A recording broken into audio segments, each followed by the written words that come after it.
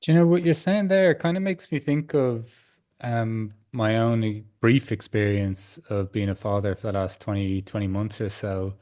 And if I see parents of with children, let's say under the age of 4 or so, the way they talk about it, I can see the suffering that comes from that kind of top-down approach. And this can be with people that I consider to be quite thoughtful. I'm not trying to make these people sound something that they are not, because I think I hear it from really wonderful people too that I Yeah. think are very considerate in conversation. But when it comes to this parenting thing, and I guess it comes from a fear too, like, because we don't know what we're doing and we're kind of, Yeah. and then pretending we know what we're doing.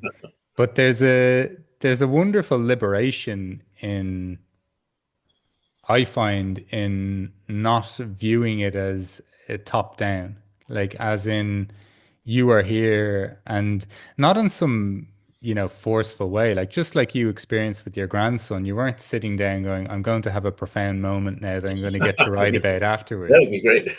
Yeah, it'd be wonderful if you could just do it on demand Yeah, like that.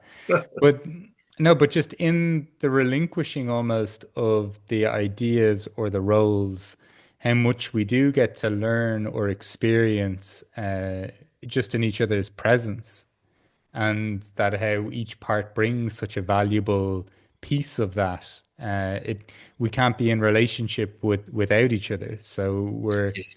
completely not, I don't mean dependent in a needy sense, but we're No. dependent on the other to experience relationship. And so I don't know, the way you're describing it there, I think there's a real, there's something about this life at this point in time that I find it doesn't feel whole. Like even how people describe themselves and their lack of belonging in this life, the poor relationships, people that seems almost commonplace that we have with ourselves. You see a breakdown across generations and identities, like a blame and a lack, once again, fragmentation, a lack of whole. And there's something about this that I find deeply worrying is, as you say, this dehumanizing of people, human capital. When are people useful or not? And this, I don't know, separate, like this fragmentation of society across generations where we don't get to benefit from, and of course, the wisdom at all generations that we can spot, but of course, also the earned wisdom of people in of older generations, the the the spontaneity or the enthusiasm of an unshackled child and being in their presence. The I don't we're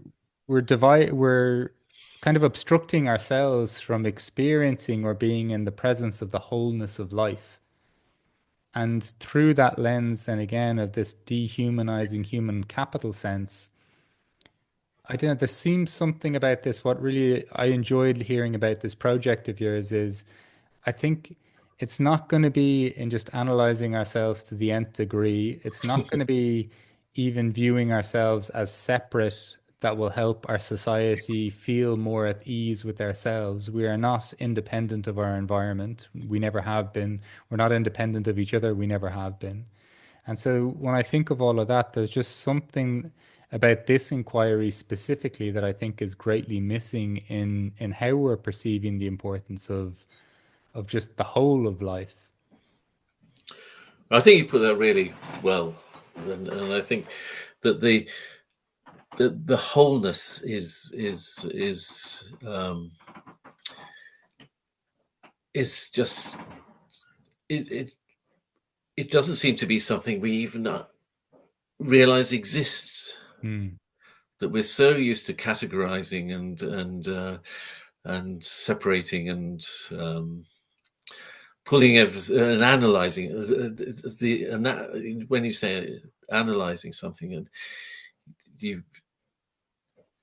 we're endlessly analyzing and looking and as you say looking for something to blame but through analysis uh, and kind of constantly shooting ourselves in the foot sort of we're actually, yeah, actually hurting ourselves through this process, and creating creating us pulling ourselves apart, and and uh, and creating and creating more and more fear, and and then turning around and say, look, you're doing this to me. um, so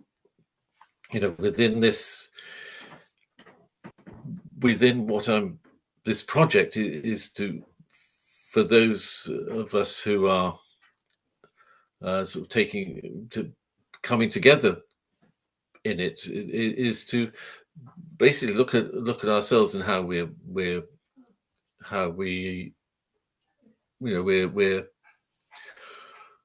we're presenting it, how what's happening with us.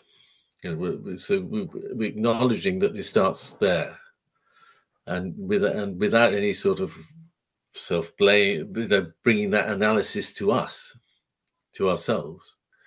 We're sort of the ability to be able to step back and just look and watch, uh, listen, and observe, and see what comes out of that.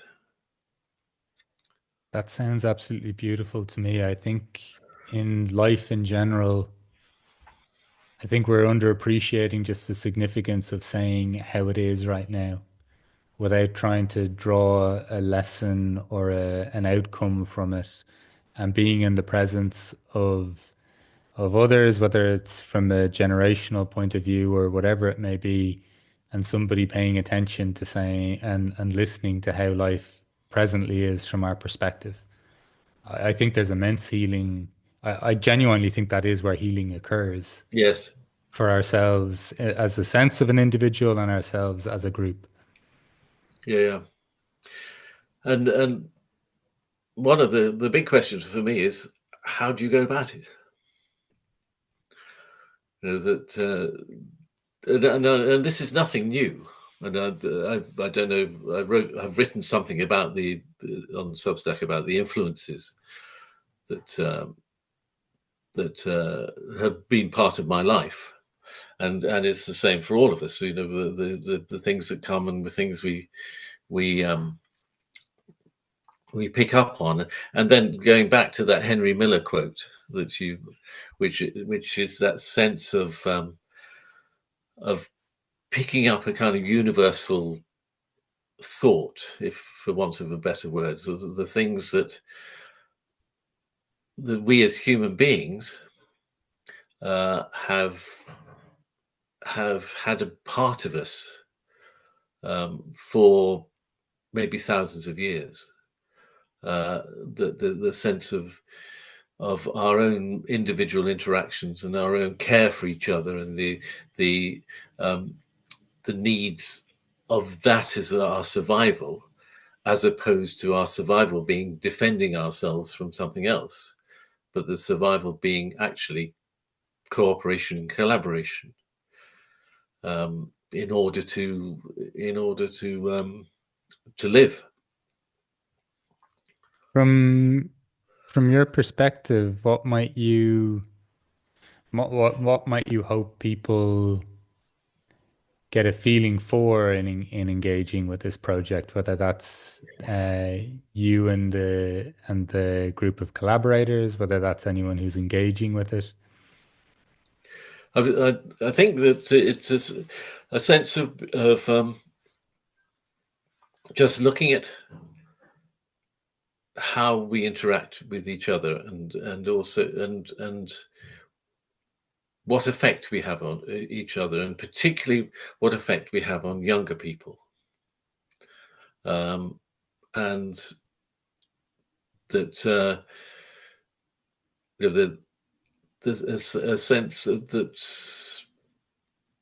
maybe it's parents at home thinking, well, how am I, my teenager's coming in really, really angry. So, what's my, so looking at what's my relationship to the angry teenager, again, without, and being able to just sit with what the way you put it is what is with that angry teenager without trying to having to to analyze what's going on and what's happened. Let's go into it. Let's but just to be there to have that kind of, it's really difficult to Yeah. actually be there in that situation, uh, and not want to delve, to dig right into it, and then that whole sort of analysis sort of mess that can be created. It almost sounds like a an understanding through presence. And I also think you touch on something very interesting there. And this is just what came up for me. I think sometimes we find it so difficult to be there in those difficult moments that in some ways the analysis, even if it doesn't really bring us closer to the capacity to be there, it it gives us some it gives us a way out of being there, while almost offering the facade, and often through good intentions, because I Oh think yeah, there's also just absolutely. a lack of awareness Yeah, of yeah, even some of the sentiments of what we're describing here, um, but or even a lack of understanding of that. But we can go to what's convenient, to this solution mode, to this problem fixing mode, and going back to what you said about humanity and human capital, that's almost how people provide or show their worth yeah, in an yeah, economic sense on going in absolutely. with the solution. But I think as we're experiencing and as we're seeing with the deterioration in the quality of relationships, it's quite clear that to me anyhow, that this approach doesn't really seem to be yielding a greater quality of understanding, of presence, of being, and therefore being together. The opposite. Yeah, yeah, yeah. Breaks us up, breaks us up, breaks us up all the time. Divide, divide, divide. Um, because we're not actually being with each other. And one of the things that came up whilst I was thinking, whilst you were saying that, was that this project is not designed to create solutions that come across as some kind. Well, this is a way to do that. We'll create a sort of like the well-being in stuff there's a you go about it this way, and we'll give it a name, so a brand it, and then sell it, and as a solution, because there's no solution at all. It is a process of human relationship, of being, and of course of making mistakes, and of making of being frustrating, and also um, all the sort of negative things that so might arise, but looking at those as well, and not saying this whole thing about saying this is bad, this is good, is again the sort of baseline from which we're operating so much now. I think there's something wonderful to that, and there's an element of this life that I think we are, and it may only just be from having banged our head against that brick wall for so long that we realize that it hasn't yielded what we may have promised ourselves, but also this acknowledgement that this is not an intellectual thing that we can learn overnight, or a three-step program. This involves sitting with the mistakes as much, or the things that when it goes wrong, or when there's frustrations, as much as it is when you may think that something has just so eloquently and perfectly unfolded, Yeah, and that there's something to be with in all of these. And I think through much of the conversations we have, Andrew, there's that really repeated invitation or inquiry of to be with what is here, and to somewhat move or transcend beyond the fixations we have with labels and holding things in place, like that there's something vital, or that there's something moving here. Yes, I think that's absolutely right, and that movement is also a movement from birth to death.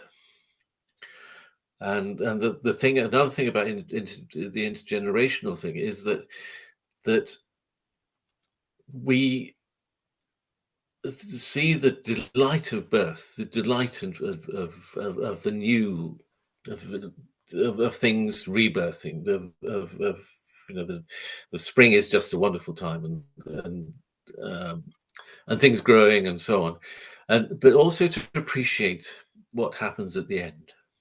And I think that's really a very it's really difficult, um, that and we I mean, there's some interesting stuff being said and written about, um, the approach to dying, and what death might be. And I think that for younger people, the understanding of what and death is death is thinking about death is to be avoided at all costs. It seems to me, at any level. But particularly as you know, if you're young, you don't want to know that there's a getting old is a dreadful thing. So you know that is so our appreciation of getting old has also deteriorated with the appreciation of being young. It seems to me it's a really bizarre. You are, I think, in the right level at the moment, just about sort of um, productivity, probably, or getting. You're in that area, Yeah. whereas you know some of us are on the scrap heap, and the others are yet to be nurtured into the or sort of brought up into that optimum level yeah, that's putting it There's very crudely. Yeah, I just had an image in my head yesterday of my daughter trying to defiantly push the pram or push the pram or the whatever you call them, the buggy. Um, and yeah, her pushing the pram, I just thought it was such a bizarre image that she's 20 months old and almost trying to assume more responsibility. And then there's this whole thing in our society around aging and trying to look younger. And, even in our teen years, trying to look a bit older than we are. Yeah, So maybe we can yeah, go into bars or whatever it might be. There's this mm, crazy kind of tension at opposite ends of wanting it to be different or yes, wanting it to go slower or go quicker. yeah, yeah, But I think that's also when we talk about this sense of wholeness, I think that's just a colossal part that we're missing, I think, in this culture is that rounding out of birth and death and, an appreciation of that fullness. And, you pointed to the seasons. I think the more we pay attention to our environment and yeah, that can even be in a city or the oh yes, countryside, yeah, yeah, but just an appreciation of the fullness of this life. Because I think, you've touched on before the role, and we just briefly touched on it in this conversation, the role that fear plays in our how much it inhibits our capacity to understand and therefore be to relate too, right? Because so much of what you're describing is understanding of each other. And death provides, I think, just a colossal this thing that we're avoiding that just is really sucking out so much of the life from our lives, if you get me. yeah, yeah. I mean, it's a background against a background in which we're living, of course. And I've been to hospitals quite a bit recently with stuff for myself, but mostly for my wife. And there's the people. There's a sense of despair. There's a sense of again the sense of, and it's not the fault of the people there. It's I think it's where we are now as human beings in West, in the modern culture is that of of of dignity. Yeah, I think they use the word dignity, and dignity is again. um, treating the having dignity when you're old and when you're young. Mhm. There seems so much of a kind of closeness between those two um, stages of where we are. That I would say that our education system does not treat young people with dignity. That there's a such a we'll go into now, but the whole process of punishment and reward is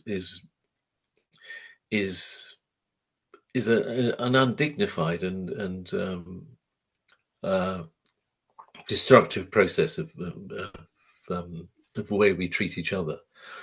Uh, Do you know, Andrea, I think this is a kind of a seismically important notion in this, and you've touched on it, both in terms of just how we assume people of a certain age, if they're not contributing or they're going to be contributing economically, how that's viewed. There's very little dignity, I think, in the way our culture views even aging. But then, as you rightly put it as well, the lack of dignity in our educational system, I find in treating and seeing humans. And I think much of what you've been touching on throughout this conversation and through some of the work that I'm reading of yours is just that returning to and seeing each other with a sense of dignity, with an awareness of our connection, the need for each other, the potential for wholeness that we can offer each other,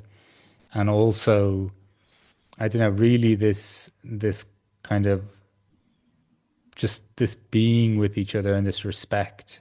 And for me, there seems there's something wonderfully hopeful about what you're exploring, and I really look forward to seeing how it unfolds in the coming months. so do I. Yeah, yeah. Still, I mean, this is it's a whole thing. The thing about learning together, uh, it seems to me that's where it all lands. Is about learning together, and then what does that mean to learn together? Um, so that's part of the inquiry. A big part of it is talking about learning, learning together and being, as you say, being together. Yeah, yeah. So we'll see what happens. Yeah. Andrew, a joy to speak to you as ever.